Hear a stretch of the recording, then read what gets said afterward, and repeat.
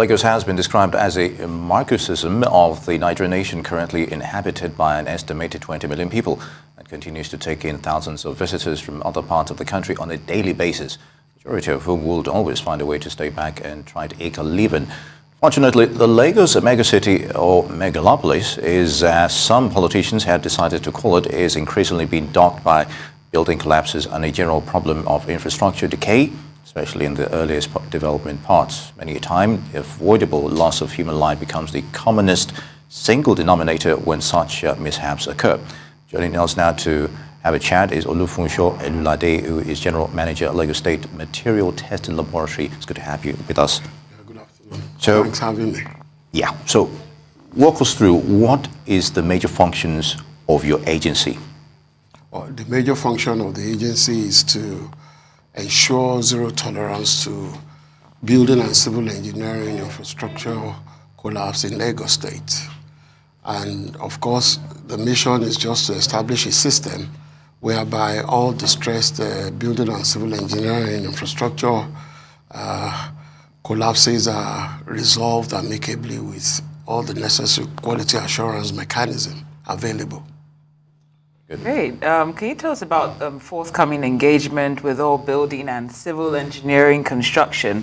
How does it limit the sharp practices in the industry and building equipment manufacturers? Yeah, sequel to the inaugural stakeholders, which was done last year when I joined the agency, it was a consensus at that stakeholders that it should be done on a yearly basis.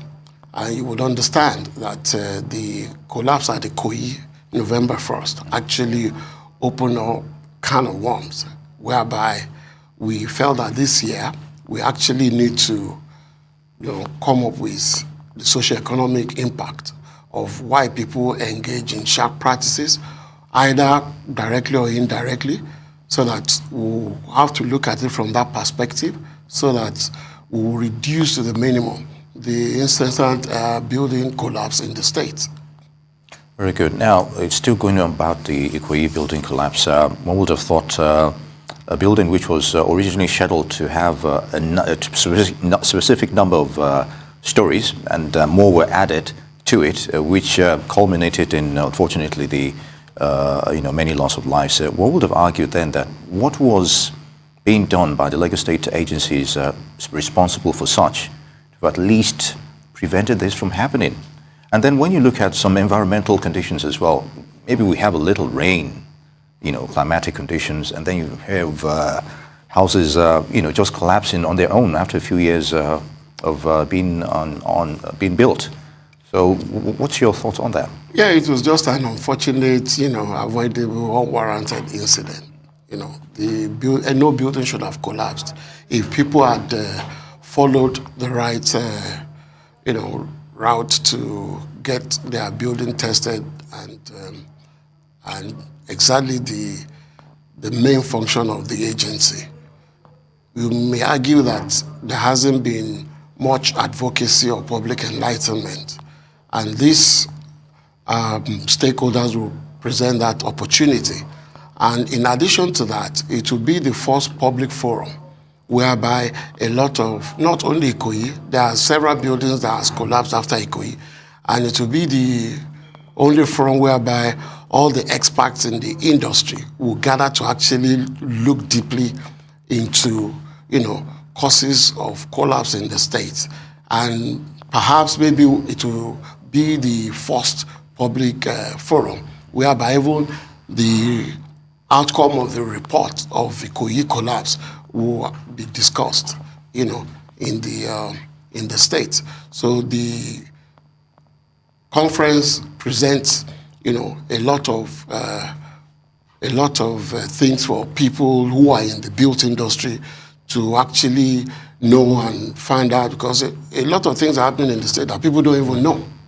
For example, the agency is mandated to carry out tests from conception of any building. Which brings me to my next question. I'm sure a lot of people would like to know how many agencies are responsible. I want to build probably a 10-story building or something like that. How many agencies do I have to go through, to ensure compliance, that building will be safe, after a number of years being built and everything. So, but at the end of the day, you have these conferences, but we don't have a concrete communique as it. How do you go, ahead and make sure compliance is achieved? Yeah, I think in this dispensation, this administration of Mr. Babajide Sanwo-Olu, there's been a lot of collaboration and synergy amongst the key relevant agencies. And for me, you have 4 key agencies when it comes to safety of any building and avoiding collapse in the state. I don't want to sound as if I want to take the shine off my other sister agencies. The first agency you have to come is Lagos State Material Testing. Because if you have a conception of any idea you want to build, whether 10-story, a story, for you to go to LASPA for planning permits, you must have done a design. Now, how would you know which design? Because you need to investigate the soil that will actually give you the kind of design that will, take that edifice. So when you do that, you now take all those papers, you go to LASPA, who will now give you the approval. Then from there, you go to LAPSCA.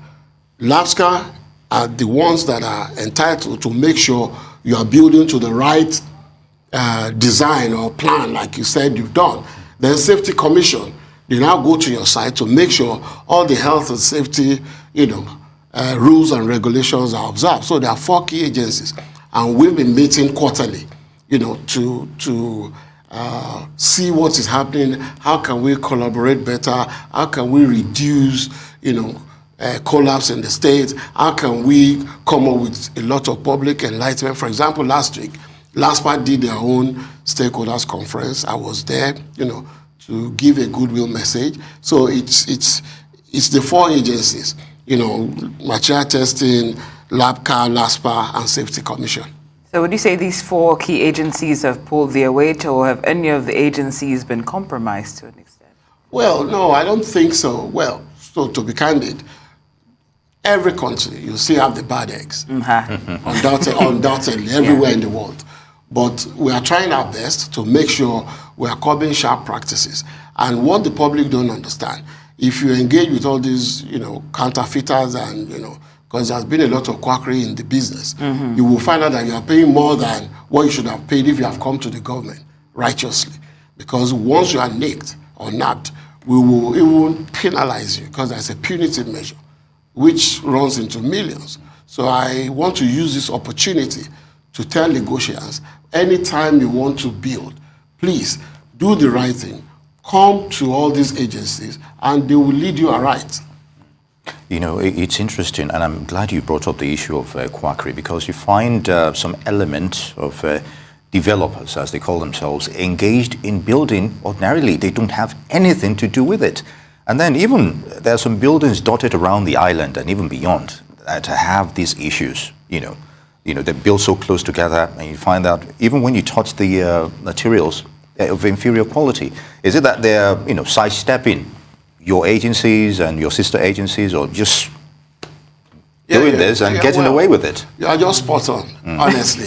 Of course, they feel, the government is charging us, I'll go to this agency, I'll go to that agency. But I'd rather do that to save my life, be in my house, and sleep easy. There are lots of compromise, like I said, either from government staffs or from the outside. But let me tell you the reason why developers engage in that field. You find out that they borrow money from the bank, they quickly want to erect the structure, sell it or lease it, to recoup their money. So they don't have that time before the permit comes out, before the test results. So it's like you're wasting their time. But that's when the agency should act. They're compromising people's safety. Of course, I have, even all of us, we have the enforcement side of the agencies that we go out there on site, we shut down the site. And again, we identify as a proactive measure, we identify distressed buildings, whereby, the moment we see that a particular building is distressed, we'll go there, carry out a test called non-destructive test. Once we see that it's failed, my own function is to identify whether a building is safe or not. If it's not safe for habitation, my duty is to recommend to LAPCA, to go there and pull the building down. So what I do, when I carry out all the tests, all the NDT tests, all the sites that have failed, I will list them. It can be 10, it can be 20. I'll send it to my brother in LAPCA, Architect Bola Oki. He will swim into action and, keep pulling them down. That's why you see LAPCA. And just as you spoke, I'm sorry, just as you spoke, we were showing visuals of, a building being marked and everything. But you find out at the end of the day, the construction still goes on. At the end of the day, the perception being given is that, oh, okay, these people may have been settled. And they finish this construction, and the signs warning them to stop construction stops. They just wipe it off. And that's... Well, I won't say maybe they've been settled, behind, because we all have different functions. I may be the first person to get to the site. It may even be Safety Commission. Maybe Safety Commission, visited the site and found out that they compromise all the health and safety rules and regulation. So it's, compulsory, they must shut down the site. Maybe afterwards, they started again, maybe they've taken all the safety measures. I'll go there. Do you have a test? Have you done a test? Can I have a proof? If I don't have, I'll seal it. It's just to force them, to compel them to do the right thing. Because if it happens, if any collapse happens, people blame the government, not knowing they are not fulfilling their own part of, the deal. Their own part of the deal is to, follow government rules, regulations, and guidance on building. And at the same time, if you want to help the government, if you see anybody who is aiding and abetting, you report them to us. They will rusticate them out of the system. And this is the only way the public can help the government. It's a two-way thing. So, sorry, go ahead. I'd like to go back to the agencies that you mentioned, those 4 agencies that are crucial. I don't think many people were aware of those 4 agencies. Now, you mentioned the bad eggs. Of course, there are people who have a price and who have been compromised. Do you have any system in place to identify those who might be looking to help people to work around the system? Yeah, there is a system in place, and that's what is called MEC, monitoring, enforcement, and compliance. All these 4 key agencies that are involved, in built environment, we all have that arm of our agency that goes around the state 24/7. And to be candid, the governor has been so magnanimous and very gracious to have approved the use of non-technical consultant, for material testing laboratory.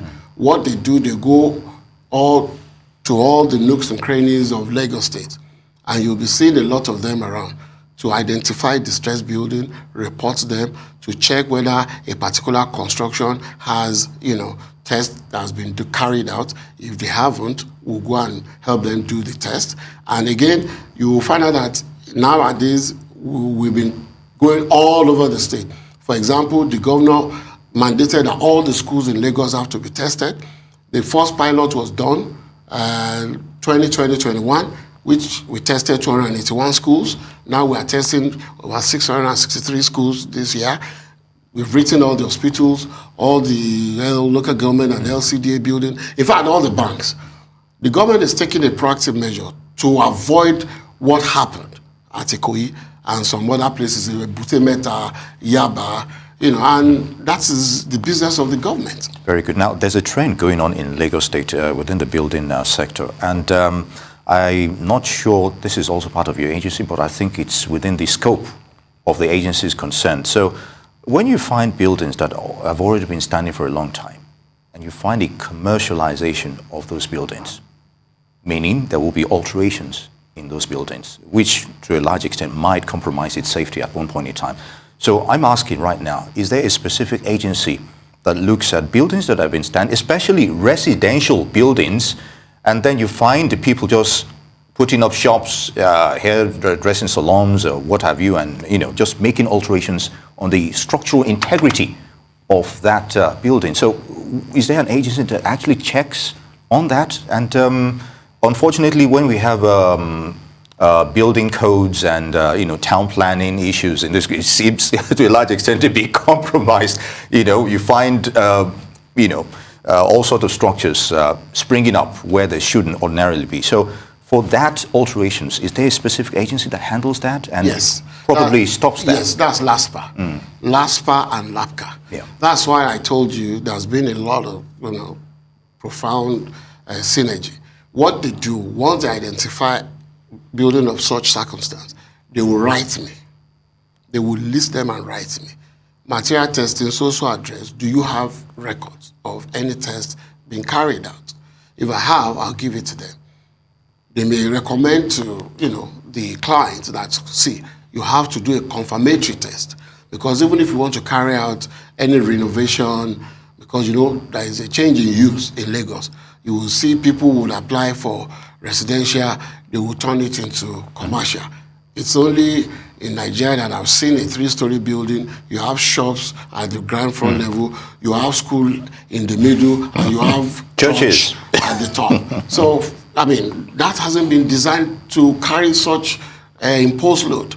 So these are some of the things we look through, especially LASPA and LAPCA. They will write me, then we will swing into action, make sure a test has been done. I've carried out about almost 40 non-destructive tests inside Lagos Island, and a lot of recommendations have been made. Just Lagos Island alone? Everywhere, because you see, when you look at the island itself, that is a place that is prone to catastrophe when there is collapse, because it has a very high phreatic level. The water table there is really high. Yeah. So we are particular about the kind of foundation. Is it pile or is it, do you understand? Yes. So not unlike part of the mainland, the ground has been consolidated over a period of time, So that's why you see that. I'm not saying houses don't collapse, but when you look at the trend, you find more on the island than, The below sea level concept of flooding and everything. I want to ask this before you leave, because we understand we have 2 minutes, and I want to go into specifics about that Ikoyi incident. Did your agency do the soil testing and due diligence before that construction? Yes or thankfully, no? We did not do any business with that building owner. Okay. Because when it happened, the first thing I did was to go to the archives, because the agency regulates all the private laboratories. I wrote them, do you have anything you've done with this particular property? Thankfully, none. Okay. So you could see that people just want to take on the responsibility of experts. They want to be their own quantity surveyor. They want to be their structural engineer. They want to be their civil engineer or project manager who is actually checking the building. No, this terrain is very technical, because Baba Tayo or Baba Taju supervise Mr. Elulade's building and he's just right to me, does not mean you are sitting on the same ground. It's just a fine line between a bad soil strata and a good one. And that's the reason why people must come to Lagos State Material Testing to carry out the proper test from conception of any construction. Interesting development there. And, it's one thing to mention all of this, and hopefully, it's mind-boggling, when you take a look at it, that all of these agencies exist, and then we're still having all these issues, despite your efforts as well. But I hope something more proactive and positive will be done in curbing all of this. Mr. Olufunsho Elulade is an engineer and is General Manager, Lagos State Material Testing Laboratory. Many thanks for joining us on the show. It's good to have you with us. Thanks for having me, and have a very good afternoon.